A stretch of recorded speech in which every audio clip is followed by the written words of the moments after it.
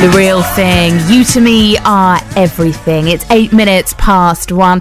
Time then to meet our lunch break guest and take a look through the day's papers. And this afternoon our guest is Peter Chapman from Burgess Hill Uncovered. How are you, Peter? I'm fine and excited to be here. Thanks for inviting me. Not a problem. Well, you kind of invited yourself, didn't you, to be fair? Well, yeah, I was interviewed as part of the BBC Sussex 30-day tour when you came to Burgess Hill, and I thought I did quite well, and so I cheekily wrote on Twitter, hey, when are you going to invite me in to review your newspapers? Yeah. And someone tweeted back and said, we'll call you. And I thought, yeah, you're going to call me. You're really going to call me. And you did. Yeah, but you couldn't believe it when you got that call. It was like one of those moments when you see on the X Factor, I'm sure, you know? Well, it's quite exciting to get the call, but I wishing I hadn't said it now because I'm under a bit of pressure. Oh, no, you'll be brilliant, I'm sure. Now, tell us, first of all, a little bit about Burgess Hill Uncovered and what it is. Okay, Burgess Hill Uncovered is a hyperlocal website. Now, hyperlocal means it's concentrated on one area, so in this case, of your town of Burgess Hill, because we have local newspapers who, for instance, who cover mid-Sussex, but people these days, because of the internet, a lot of people just care about where they actually live. They're not maybe interested in the villages surrounding. So my site concentrates on Burgess Hill only. And only Burgess Hill. So what sort of things do you cover? Well, I attend lots of council meetings, read through lots of council documents, trying to find any kind of juicy information which the other media may have missed out on and share that with the public. I go around taking pictures of the rubbish toilets and do little toilet guides, rate toilets out of 1 to 10 toilet rolls.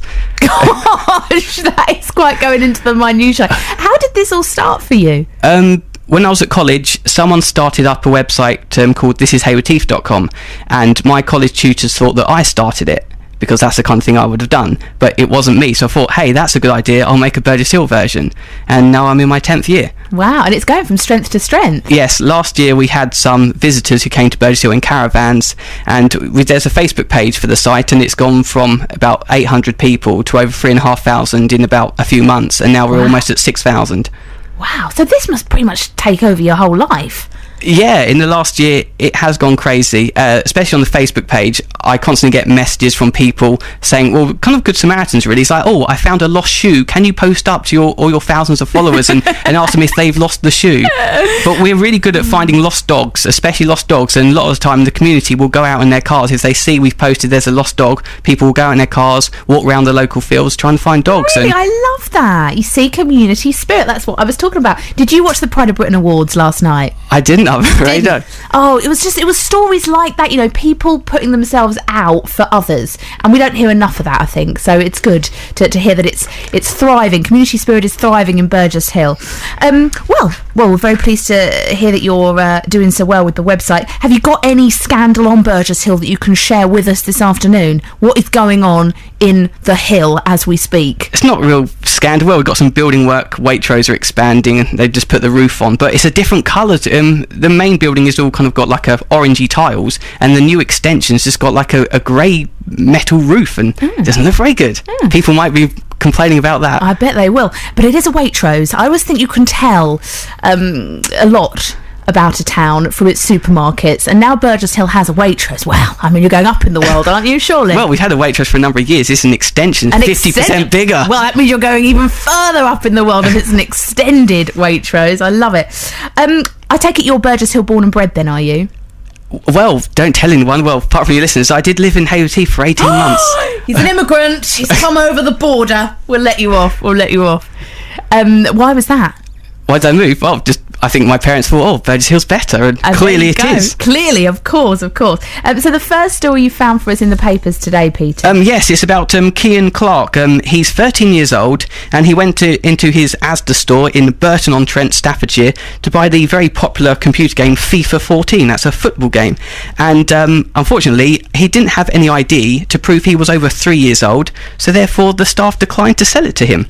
Over 3 years old? That is just someone being a job's worth, isn't it? I mean, come off it. They only had to look at him to know he was over 3. His father, Darren, he said, my lad clearly looks old enough. Those morons must have thought they were dealing with a very tall 2-year-old. I've never heard of anything more ludicrous. It's one of those things of thinking, but they're the rules. That's the rules. I'd lose my job. That's the rules. I've got to stick to the rules.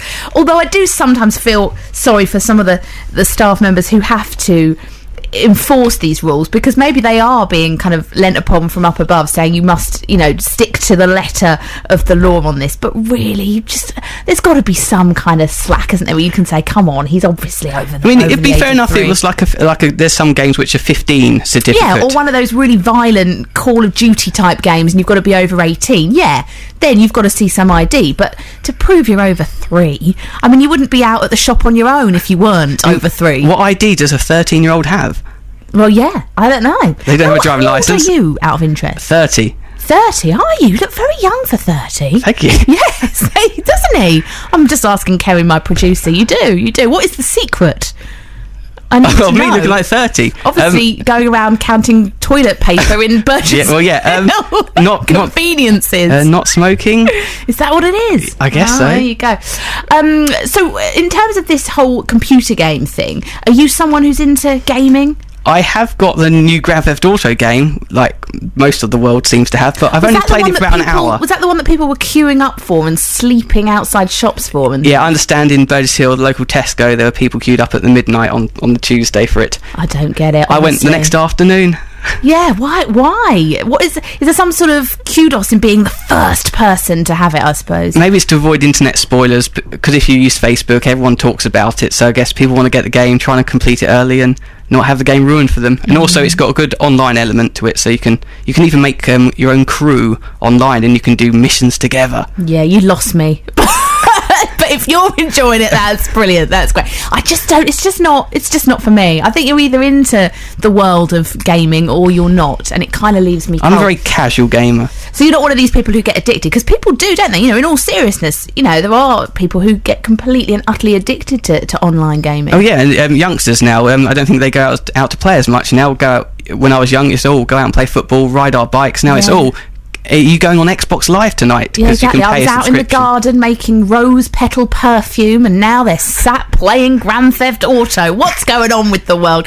Gosh, you know what? We sound like a couple of old kids. But anyway, in terms of the ID thing, going back to you looking younger than your years, do you ever get ID'd? When was the last time you were ID'd?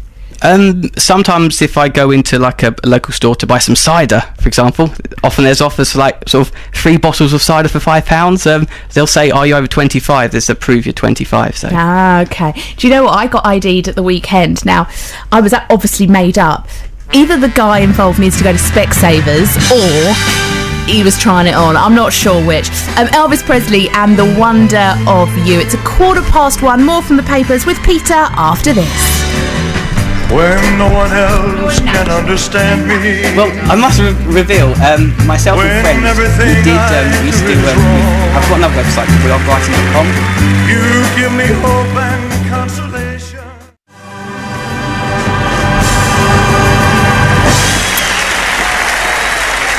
Thank you very much. Elvis Presley and The Wonder of You. Alison Ferns here with you on BBC Sussex and BBC Surrey, joined this afternoon by Peter Chapman from the website Burgess Hill Uncovered, taking a look through the papers for us. So this story then about this international think tank that has ranked our 16 to 24-year-olds almost bottom in reading, writing and arithmetic, way behind countries like Estonia, Slovakia and Cyprus. What would you put this down to, Peter? As you said earlier, too many computer games, and but Britain are good at using technology and problem solving using IT. Oh, okay, so it's not all bad, no. But we can't actually write a letter or read a book. No, apparently we can only do simple things like sorting numbers, simple sums, and reading graphs. So if you ask someone to do a bit of trigonometry now, you're going to be struggling to find someone. Well, I don't know, what is to blame? Is it the fact that we have all of these league tables in the first place? Is it a problem with the national curriculum? Is it too much, I don't know, meddling by politicians, constantly mixing things up and making changes? Or is it down to parents? I don't know. I think these days kids have to study so many GCSEs that I don't think enough time is spent on the core subjects. Right. Because okay. I'd rather be perfect at English and maths and maybe not have had to study history at GCSE and sociology. I would have just concentrated on the core subjects. So you think maybe we're almost spreading ourselves too thinly? Yeah, I mean, you see some people come out of school now with like 12, 13 GCSEs, but how many people go on to use a lot of that in later it's life? that old thing, jack of all trades, master of none. I'd love to get your take on this. What do you put this down to? Why are our children well, I don't like some of these headlines. Some of the headlines saying, why are our children the dunces of Europe, which seems a little bit unfair. It's not exactly encouraging, is it? It's not just Europe, and we are ranked above the US, so... Oh, well, there you go. We're not as stupid as Americans. I feel much better about the whole thing. And we're better than France. Oh, okay, there you go. We're better than France. So we're just behind Estonia, Slovakia and Cyprus. But it's not just children either, is it? Oh, no, the survey was carried out with how many thousands of people? There's about 5,000 people. There's a 50-minute test to do with pen and paper, just a written test. That's right, 5,000 people between the ages of 16 to 65 in England and Northern Ireland. And... the results were collated among 160,000 across the world. So how did older people fare? Apparently it was about the same as the 16-year-olds. It was evenly spread. Oh, so we're all as thick as each other. Doesn't matter how old you are. I don't know, what do we put this down to? Is it, I don't know, computer games? Do they have something to do with it? Is it, I don't know, the X Factor? Let's blame the X Factor. We always blame the X Factor. Is it to do with parents perhaps not doing enough at home with their children? Is it something to do with our school system in this country? We're talking about this story. An international think tank has ranked our 16 to 24-year-olds almost bottom in reading, writing and arithmetic, way behind Estonia, Slovakia and Cyprus. You can call on this 03459 570057 or text the word radio followed by your message to 81333. In touch by texting 81333. Start your message with the word radio. We'll have a full travel update for you in just under 10 minutes time. Now though, we are taking a look at the papers with Peter Chapman from the website Burgess Hill Uncovered, and the next story you found for us. Yeah, this is my favourite.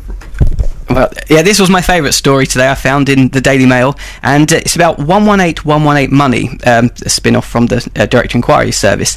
They now do loans, and to decide if you will get a loan from them, they are asking for your Facebook details, and experts believe this is because they want to check who your friends are and judge how much you're worth to be lent money based on your friends and what your friends write.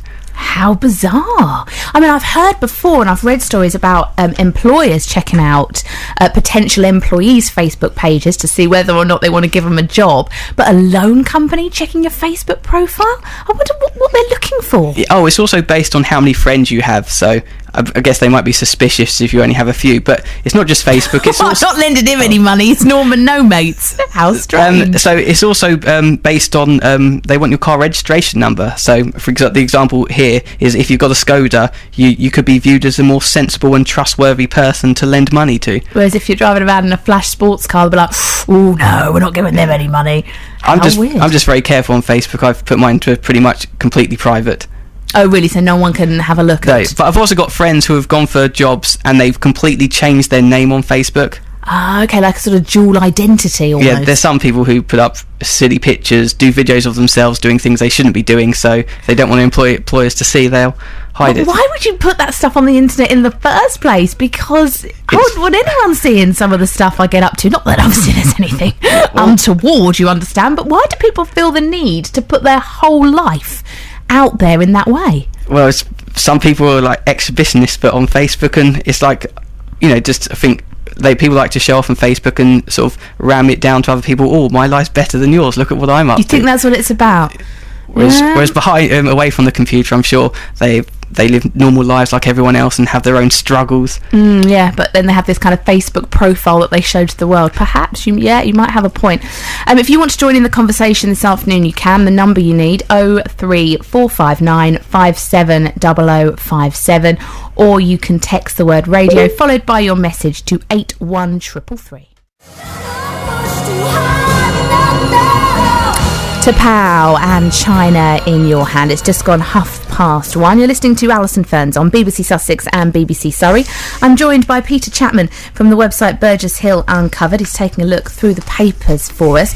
And you want to talk about a story that appears on the front page of the Argus today? Yeah, the headline simply is disgraceful. There's a picture of two yobs, as they're being described, drunken yobs in fact, who were urinating next to the War Memorial on the Old Steine in Brighton on Monday evening. Relatives and friends of those who've died in the line of duty described described the actions of the men as disgusting and unacceptable. Eyewitnesses said they saw a group of men pointing at signs on the memorial and laughing while urinating. Mel Poole from Hove saw the men as she waited for a bus. She said her boyfriend pointed out the incident, originally involving 5 men, but he only managed to photograph 2 of them on his phone. She said it's just so disrespectful considering the memorial is there for all the people who fought for our country. Your thoughts? Well, it's very disappointing. They shouldn't be laughing. And one gentleman suggested that these chaps should be shown videos of people in war and, how they've given up their lives, for the country, basically. But then the issue comes to, is there enough public toilets? Yeah, and probably there isn't, but is that an excuse to go and urinate on a war memorial? I think not. Well, I mean, no. if you do get caught short, take yourself up an alleyway somewhere, would be my advice. I liken those BBC police programmes which Jamie Theakston narrates, and you often see the police catch people urinating and they give them the choice. Would you like a fine, or here's a mop and bucket? Yeah. Clear up after yourself. Clear up after yourself, definitely. And the thing is, I know that actually a lot of the public toilets, particularly in Brighton and Hove, have been closed down, and a lot of them turned into cafes over the last few years, and so there is a shortage. It is a real problem, but you can always nip into a cafe or a pub or a McDonald's or something, can't you? I guess so, yeah.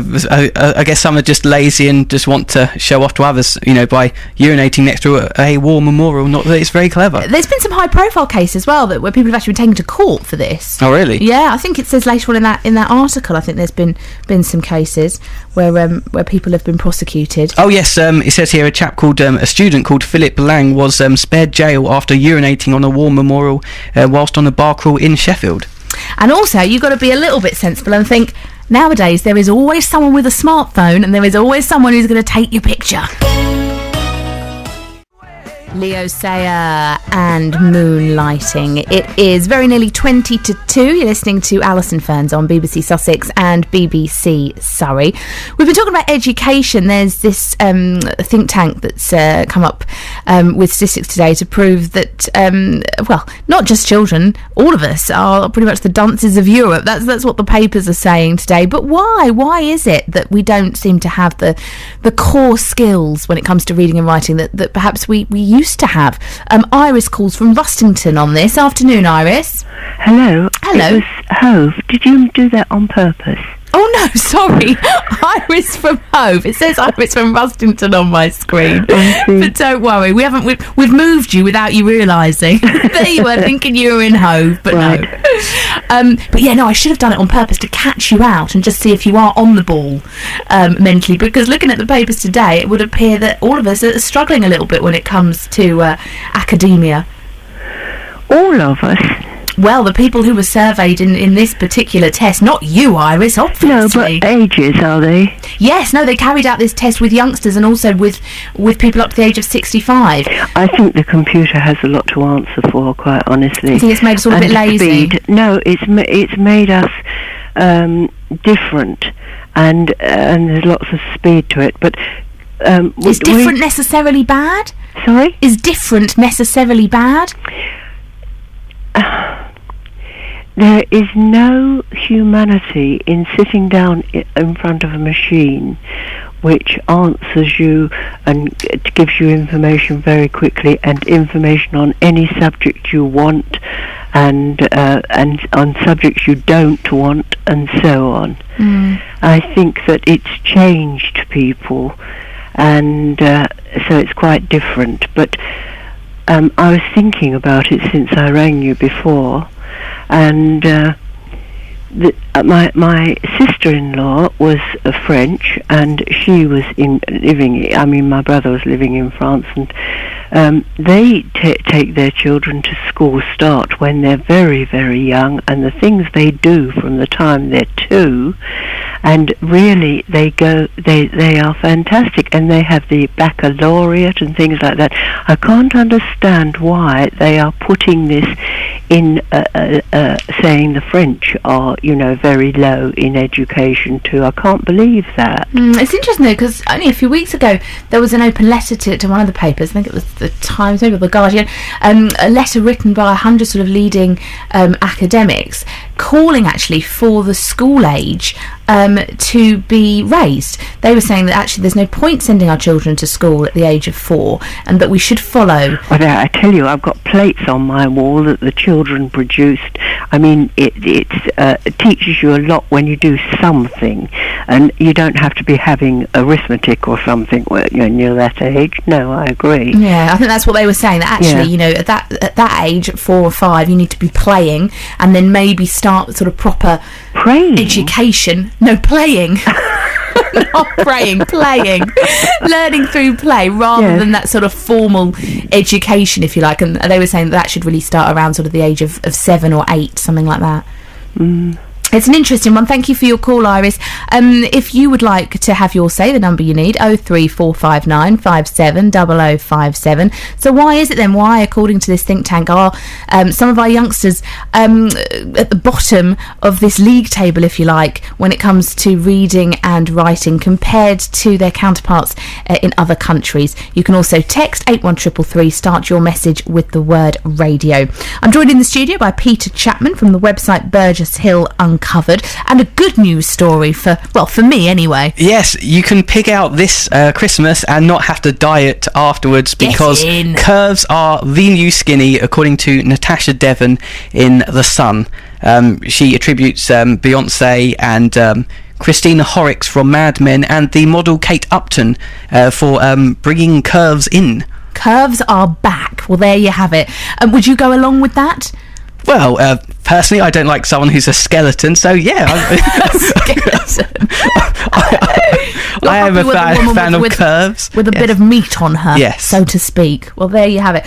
Some other stories I found today. Apparently, the number one hangover cure, I'm sure you've never had a hangover, so it'll be of no interest to you, Peter, but Sprite, apparently, a can of Sprite. Apparently that is the cure. Would you have any other top tips in that department or not? Well, I'd probably think that Fanta was better, personally. Oh, there you go. They're not going to send you a crate load just because you said that. Peter, it's been a pleasure. Thank you so much for coming in. And if people want to check out your website? Yes, just go to burgesshilluncovered.co.uk or type in Burgess Hill Uncovered on Facebook.